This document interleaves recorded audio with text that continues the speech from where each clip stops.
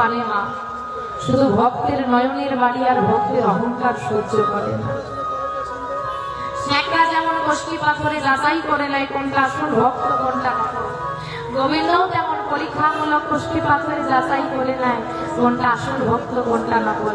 আমি তোমার ঘরে যেতে পারবো না চন্দ্রা, কিন্তু চন্দ্রা ছাড়ছে না, নয়ন বাড়িতে গোবিন্দকে বেঁধে ফেলল। গোবিন্দ চন্দ্রাবলীর কুঞ্জ গ্রহণ করলো, তাই বাঁধতে হবে নয়নে জলে। গোবিন্দকে মোটা নলিতে সে বলে বাঁধা যায় না, বাঁধতে হবে নয়নে জলে। অমা মন দিয়ে শোনেন, ভগবান কি করে তার ভক্তকে পরীক্ষা করেন। বৃন্দাবনে গোবিন্দ আসার অনেক পরবর্তী কাল একটা মেয়ে ছিল, যার নাম হচ্ছে শবরী। শবরীর একটা গাভী ছিল। ওমা শুনছো না? শুনছো না? কারা কারা শুনছো না একটু হাত তোলো দেখি।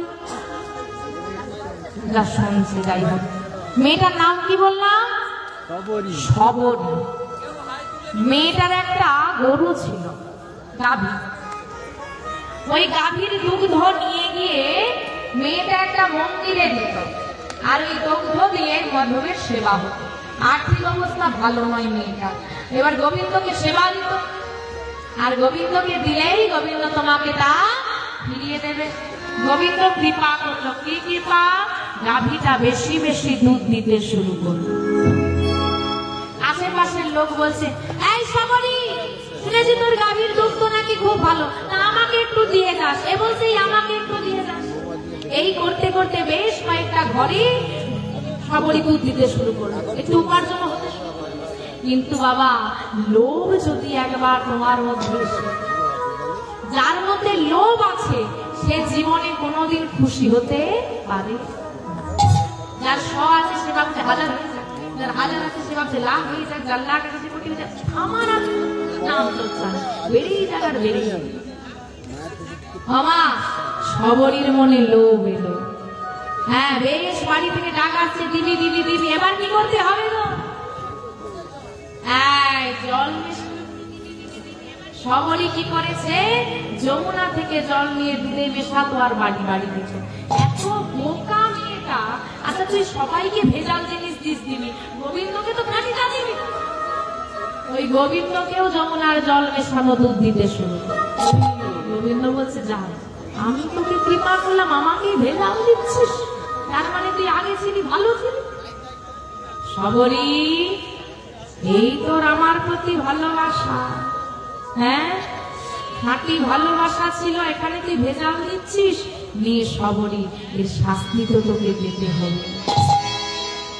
একদিনে গোবিন্দ কৃপায় কি হলো, মা শবরী যমুনা থেকে জল তুলেছে, একটা ছোট মাছ ওই জলেতে উঠেছে, দুধে মিশিয়েছে। ওই মাছটা দুধে মিশে গেছে, বাড়ি বাড়ি ভাগ হয়েছে, দিয়ে এসেছে। আর যেই ভাগটা ঠাকুর মশাইকে দিয়েছে ওই ভাগে মাছটা চলে গেছে। আচ্ছা, ঠাকুর মশাই যেটা খাবে সেটা হলে ভালো ছিল, কিন্তু যে গ্লাসটাতে গোবিন্দকে সেবা দেয় ওই গ্লাসে যখন ঢেলেছে দুধটা, মাছটা ওই গ্লাসে পড়েছে। ঠাকুর মশাই দেখে বলছে, শবরী তার মানে দুধে জল মেশায়? ছি ছি ছি ছি ছি ছি ছি। এতদিন আমার গোবিন্দকে আমি জল মেশানো দুধ সেবাই দিয়েছি, দুধে নাকি মাছ। শবরীকে ধরে নিলাম। শবরীকে ধরে নিয়ে এলো, শবরীর বিচার। এত বড় তো সাহস! বৃন্দাবনে থেকে গোবিন্দের সেবার অপরাধী দূর হয়ে যাবে। বাবা, বৃন্দাবনে থেকে গোবিন্দের নামে আর রাধারানীর নামে যদি একটা কটু কথা বলেছ, মেরে একটাও পিঠে ছাল তারা রাখবে। আবার গোবিন্দ সেবার অপরাধী শবরীকে এক ঘরে করে দাও, কেউ এক ফোঁটা জল শবরীকে দেবে না। অদ্ভুত বিষয়, গ্রামের সবাই দেখতে পাচ্ছে ওই গ্লাসটার মধ্যে দুধের মধ্যে একটা মাছ চড়ে বেড়াচ্ছে, শবরী আর দেখতে পায় না। কোথায় মাছ? কিন্তু বিচার হয়েছে, গ্রামের সবাই বলেছে। এইবার মা শবরীটা ছোট্ট করে ঘরে, এক ঘরে হয়ে গেল, কেউ জলও দেয় না। ওই মাছ মেশানো দুধের গ্লাসটা নিয়ে এসে ঘরে যে মাধবকে, আমরা প্রতিদিন গোপালকে সেবা দিই, মন্দিরের মতো তো আমাদের ঘরে বিগ্রহ নেই, কিন্তু চিত্রপট তো আছে। ওই শবরী চিত্রপটের কাছে রেখে দিয়ে বলছে, গোবিন্দ এত বড় শাস্তি তুমি আমাকে দিলে? তবে শুনে রাখো, এই দুধে সবাই মাছ দেখেছে, আমি তো দেখিনি। আমার তোমার প্রতি ভালোবাসা যদি একদিনও সত্যি হয়ে থাকে, একদিনও যদি আমি তোমাকে মন দিয়ে ভালোবেসে থাকি, এই মাছ মেশানো দুধে আমি তোমাকে খাওয়াবো। শুনে রাখো, যতদিন না তুমি এসে আমার হাত থেকে এই মাছ মেশানো দুধ খেয়ে যাবে, আমিও জলস্পর্শ করব না। দেখি তুমি কত বড় ভগবান। ভক্তের ডাক। একদিন কেটে গেল, মেয়েটা এক ফোঁটা জলও খাইনি। 2 দিন কেটে গেল, মেয়েটা জল খাইনি। 3 দিনের দিন হলো একাদশী। সারাদিন নির্জলা একাদশী হয়ে গেল সবর। আর সারাদিন বসে বসে কাঁদছে, হে গোবিন্দ, এ তোমার কেমন পরীক্ষা? এ তুমি আমাকে কোন বিপদে ফেলে, কোন অপরাধীর শাস্তি তুমি আমার দিচ্ছ? সারাদিন কেটে গেল একাদশী। সন্ধ্যা থেকে শুরু হলো ঝড় বৃষ্টি। রাতের বেলায় একটা বুড়ো ধুতি পরে লাঠিতে ভর করে এসে ডাক দিচ্ছে, বাড়িতে কেউ আছো? বাড়িতে কেউ আছো গো? সবরই এসে দরজাটা খুলে দিয়েছে। কে বাবা তুমি? মারে, তোর ঘরে আজকে রাতটুকু থাকতে দিবি? ও বাবা, আমি নাকি গোবিন্দ সেবায় অপরাধী হয়েছি, আমাকে এক ঘরে করে দিচ্ছে। গ্রামের আর কেউ আমার সঙ্গে কথা বলে না। পরপুরুষকে যদি ঘরে থাকতে দিয়ে এবার বলবে অসতী। বাবা, আমি তোমাকে থাকতে দিতে পারবো না, তুমি অন্য ঘরে যাও। মারে, ঝড় বৃষ্টি হচ্ছে, রাত হয়ে গেছে, সবার ঘরে ঘরে ডেকেছি, কেউ দরজা খোলেনি। দেনামা তোর ঘরে একটু থাকতে। না বাবা, আমি দিতে পারবো না। আচ্ছা, তোর ঘরে ঢুকবো না, ওই ছাঁচতলাটা একটু শুতে দেবে। ওমা, কত ভালো ভালো মন্দির, সোনার গয়না, দামি পোশাক, নরম বিছানায় গোবিন্দকে শয়নে দেয়। আর গোবিন্দই আমার মন্দির ছেড়ে সবরীকে এসে বলছে তোর ছাদতলাটা একটু শুতে দেবে। এটাই আমার ভগবান। আর না বলা যাবে। আচ্ছা, না, শুয়ে পড়ো। বুড়ো লোকটা শুয়ে পড়লো। আর শুয়ে ঠান্ডায় ঠক ঠক করে কাঁপছে। সবরই চিন্তা করলো, হ্যাঁ, যদি এখন ঠান্ডায় টপকে যায় কি হবে, আমার ঘাড়েই দোষ পড়বে। ও বাবা, ওঠো বাবা, শুনছো? কি হয়েছে রে মা? যাও, তুমি ঘরের ভেতরে গিয়ে শো, আমি এই ছাঁচতলাটাই শুয়ে আছি। যাও। ঘরের ভেতরে বৃদ্ধ মানুষটাকে শুতে দিয়ে সবরই নিজের গায়ে একটা ছেঁড়া চাদর নিয়েছে, আর নিজের ভালো চাদরটা তার গায়ে দিয়ে দিয়েছে, দিয়ে ঘুমিয়ে গেছে। সকালবেলায় ঘুম থেকে উঠে দেখে সবরীর গায়ে একটা সোনার চাদর। আমার গায়ে সোনার চাদর। এখন যদি কাউকে বলতে যাই কোথা থেকে এলো, সবাই বলবে তুই চুরি করেছিস। ভয়ে মেয়েটা কাউকে কিছু না বলে ওই চাদরটা পাট করে বিছানার তলায় রেখে দিয়েছে, কেউ যাতে দেখতে না পায়। এইদিকে বাবা ঘুম থেকে উঠে বলছে, মারে শোন না। কি হয়েছে বাবা? আমি না কালকে একাদশী করেছি, আজকে তো পারস করতে হবে, তা মা তোর ঘরে কিছু খাবার আছে, একটু দিবি? ও বাবা, আমি তো নিজেই 3 দিন কিছু খাইনি, তোমাকে কি দেব? মারে, পারসের সময় চলে যাচ্ছে, সময় যদি পেরিয়ে যায়, পারস করতে না পারি, একাদশীর ফল পাবো না। দে না মা কিছু খেতে। আমার ঘরে কিছু নেই মা।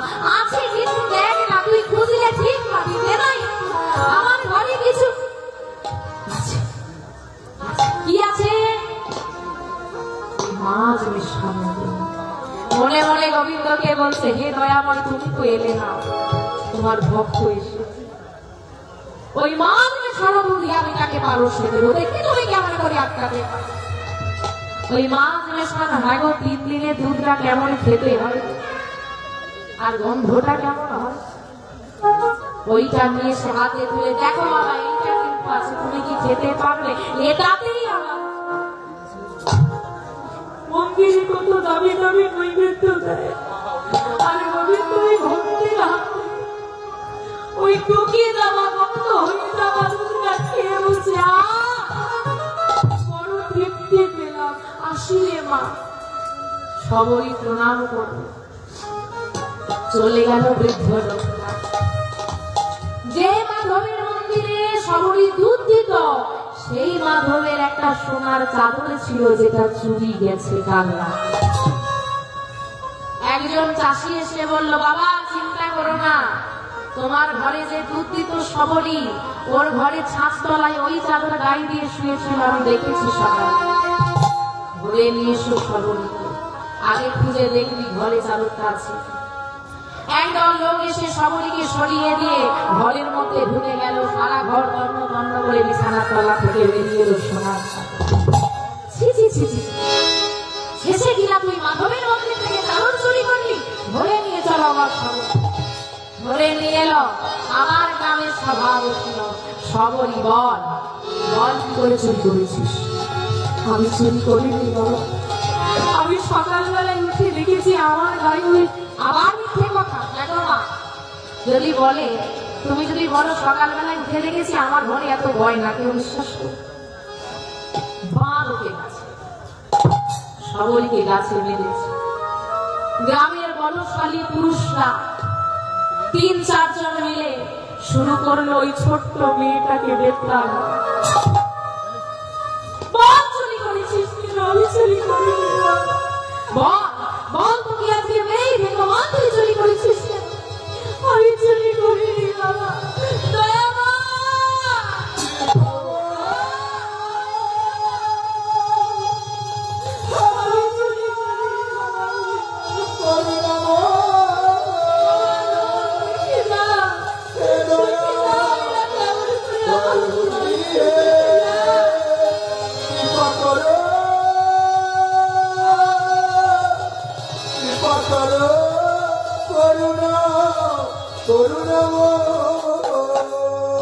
ওরে তোরা কি মেয়েটাকে মারবি? ওরে মরে যাবে রে, ছেড়ে দে।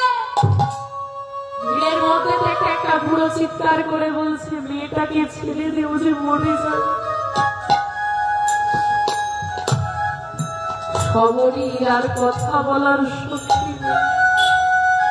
সারা শরীর থেকে রক্ত ঝরতে ঝরতে ওই বৃক্ষতলের মাটিটা কাদা হয়ে গেছে। রক্তাক্ত অবস্থায় দড়িটা যেই না খুলে দিয়েছে, দাঁড়িয়ে থাকতে পারছি না, পায়ে হাড়গুলো ভেঙে দিয়েছে, হাত তুলতে পারছে না, হাতটা পুরো ভেঙে দিয়েছে। আছাড় খেয়ে পড়লো মাটিতে।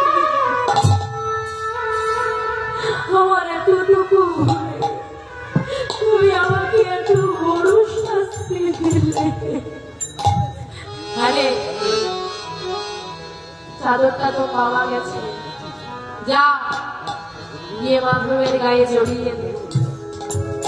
সবাই মিলে এসে যেই না মন্দিরটা খুলেছে, দেখছে সারা মন্দির রক্তাক্ত হয়ে গেছে। ওরে ওরে, মন্দিরে এত রক্ত এলো কোথার থেকে? হ্যাঁ, আরে কোনো প্রাণী মরলো নাকি? দেখ না,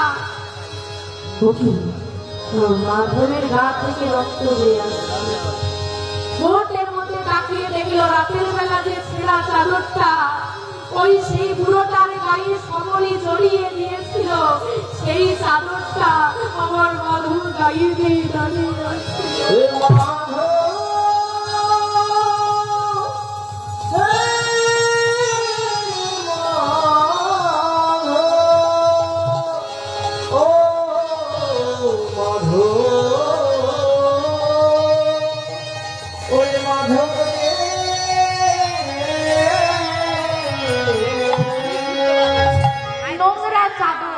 তাড়াতাড়ি করে ঠাকুর মশাই গিয়ে ওই চাদরটা যেই না খুলে দিয়েছে, দেখছে মাধবের হাতটা ভেঙে গেছে। তাকিয়ে দেখছি সবরই যেখান যেখান থেকে ক্ষত হয়ে রক্ত পড়ছে, মাধবের সেই অংশগুলো ক্ষত বিক্ষত হয়ে গেছে, রক্ত ঝরে ঝরে পড়ছে। হে মাধব, ওরে আমি কি ভুল করেছি? ওরে সবরী, সবাই ছুটতে ছুটতে এসে সবরীর কাছে দেখতে সবরীর গায়ে আর একটাও আঘাতের চিহ্ন। ওরে সবরী, আমি কি ভুল করেছি? আমি যে তোকে মারিনি রে, আমরা যে তোকে মারিনি, আমরা যে আমার মাধবকে আঘাত করেছি। তোর গায়ের সব আঘাত, তোর এত দুঃখ সব মাধব দিয়ে যদি নয়ন বাড়ি দিয়ে ভগবানকে ডাকতে পারো, যদি ভালোবাসার মতো করে ভালোবাসতে পারো, তোমার সব দুঃখ সে নিয়ে নেবে। আজকে চন্দ্রাবলী মাধবকে যখন ডাকছে, চন্দ্রাবলী বলছে, মাধব তুমি তো শ্রীমদ্ ভাগবত গীতায় বলেছ যে যথা মাং প্রবদ্যন্তে সং তথৈব ভজম্যহম মম বর্তানুবর্তন্তে মনুষ্য পার্থ সর্বস্ব। মানুষ যদি তার সর্বস্ব দিয়ে প্রার্থনা করে তুমি তার হয়ে যাও, কিন্তু আজ আমি যেতে পারবো না। বিশ্বাস করো, অন্যদিন আসে, কাল কাল করে আর কত কাল কাটাবে বলতে পারো? ও মাধব, আর কত কাল গিরিধারিলা আড়ালে আড়ালে রবে